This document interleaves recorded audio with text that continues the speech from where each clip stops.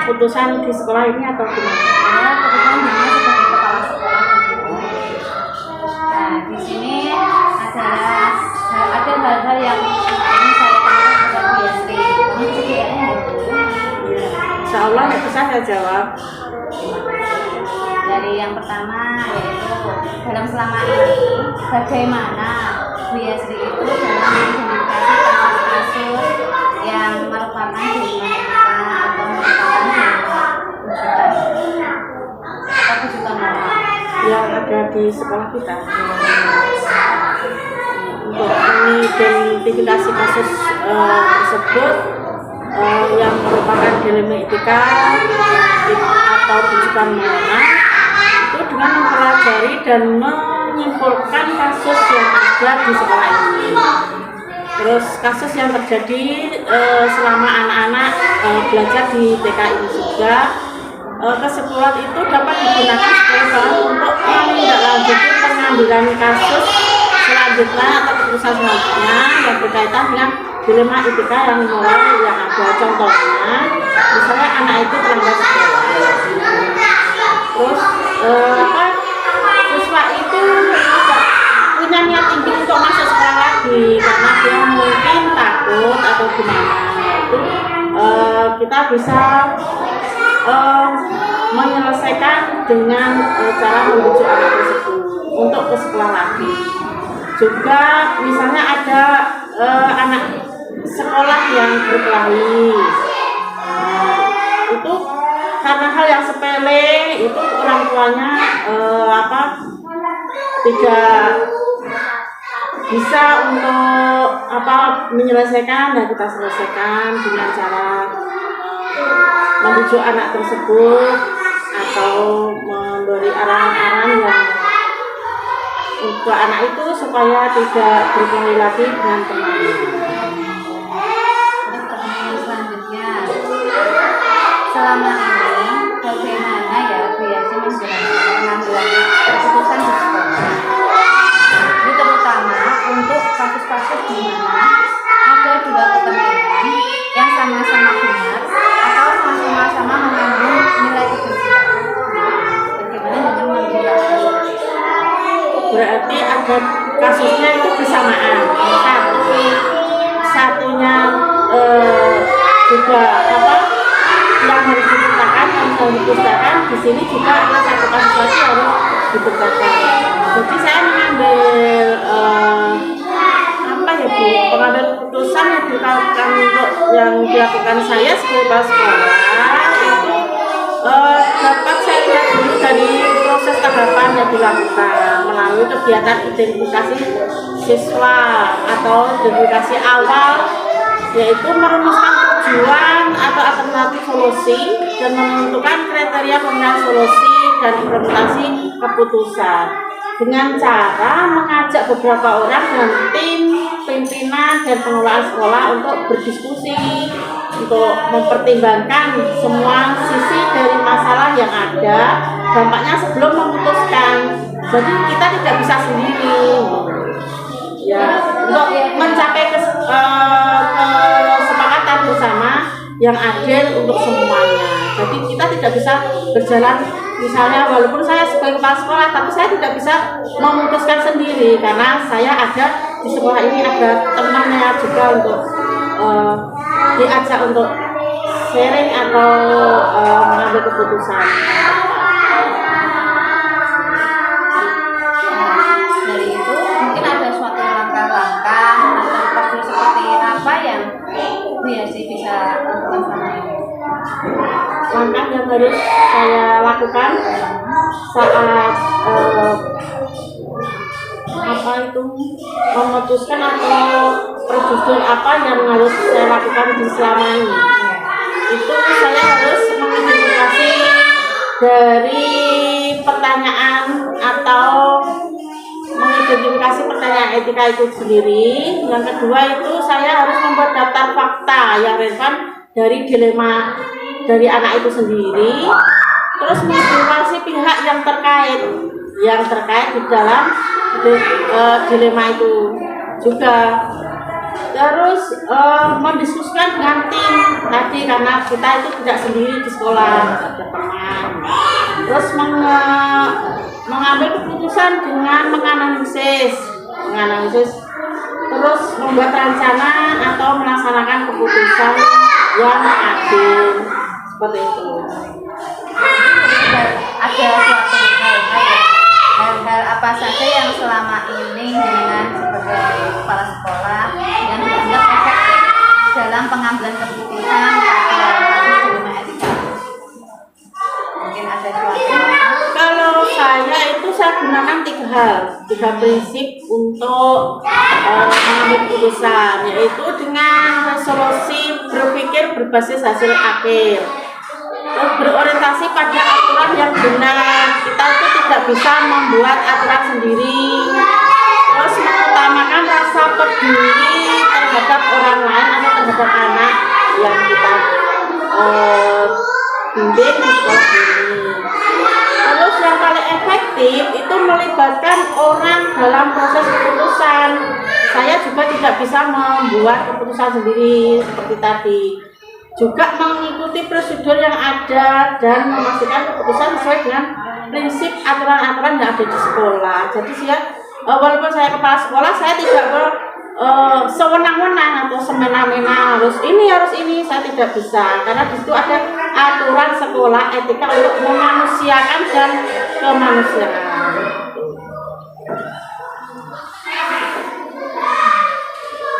Nah, dari hal-hal seperti itu, apa saja yang selama ini merupakan tantangannya ya? Selama ini ya, tantangan pasti ada. Kita kan di sini itu tidak harus lurus terus, pasti ada tantangan-tantangan yang kita harus selesaikan dan harus kita kerjakan juga. Apakah biasa memiliki sebuah tata cara atau cara tertentu dalam sebuah penyelesaian dalam kasus dilema etika? Apakah Bu Yasri langsung menyelesaikan di tempat atau memiliki sebuah jadwal untuk menyelesaikannya, bentuk atau prosedur yang pemecahan itu sih saya nggak pernah menjadwalkan ya. Saya tidak selalu punya jadwal tetap, tapi saya selalu berusaha menyelesaikan cepat saat itu juga. Mungkin sambil semua langkah apa yang baik kita lakukan, tetap fleksibel juga situasi yang berubah. Tidak harus pemecahannya itu sama, karena masalah itu kan berbeda-beda. Jadi semuanya nggak harus sama, jadi berubah-ubah lah. Adakah seseorang atau faktor-faktor mungkin apa yang mereka selama ini mempermudah atau membantu Bu Yasri dalam pengambilan keputusan dalam kasus dilema etika?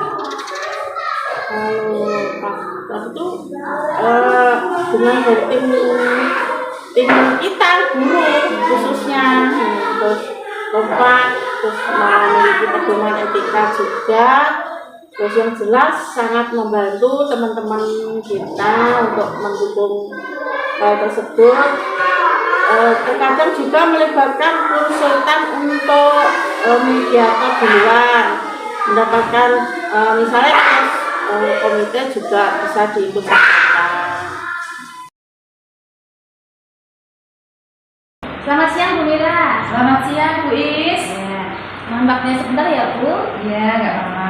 Gimana Bu Is? Ya. Di sini saya ada CKP dari CKP Angkatan 11 Kabupaten Blora. Di sini saya akan bertugas yaitu mengenai wawancara dengan kepala sekolah mengenai tugas yaitu dengan tugas demonstrasi kontekstual maupun juga titik 1 tentang pengambilan keputusan. Nah, nanti di sini Bu Mira akan saya beri pertanyaan mengenai pengambilan keputusan yang selama ini Bu Mira sudah lakukan sebagai kepala sekolah. Untuk yang pertanyaan yang pertama yaitu, selama ini ya Bu, bagaimana Bu dengan sebagai kepala sekolah dapat mengidentifikasikan kasus-kasus yang merupakan dilema etika atau merupakan kesulitan berat? Baik Bu Is, saya akan berusaha menjawab pertanyaan dari Bu Is. Selama ini untuk mengidentifikasi kasus-kasus yang termasuk dalam dilema etika atau bujukan moral saya itu biasanya tahu kalau ada dilema etika saat ada konflik antara aturan sekolah dengan kebutuhan pribadi siswa seperti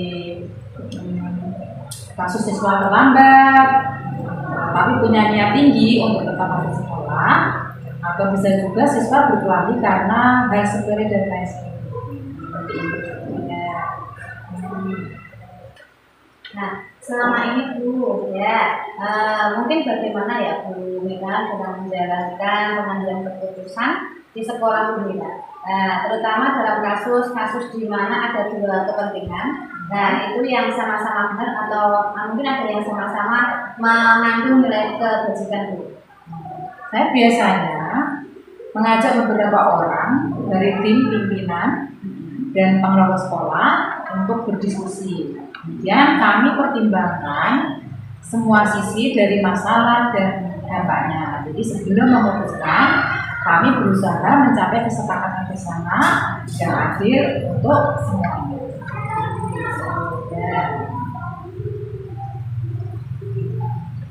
Ya, mungkin dari suatu itu ada mungkin suatu langkah-langkah apa atau melalui suatu prosedur yang seperti apa yang biasa dilakukan seperti nama itu.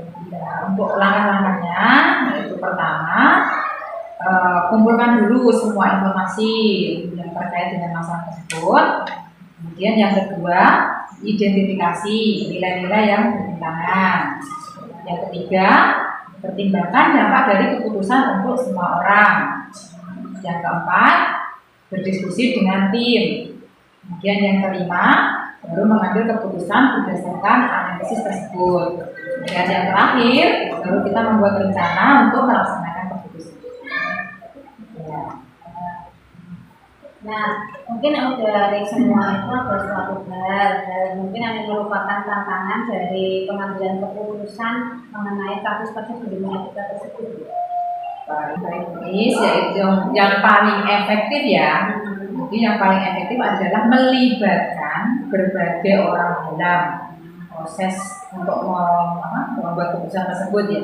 Jadi berkomunikasi dengan jelas dan transparan dalam membuat keputusan.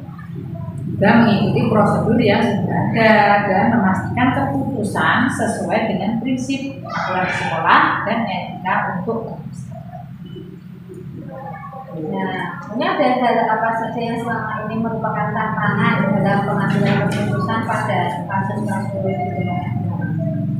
Untuk tantangan itu termasuk konflik, yaitu kepentingan antara pihak-pihak yang terlibat, tekanan dari luar, dan ketidakpastian dalam jadi kadang-kadang sulit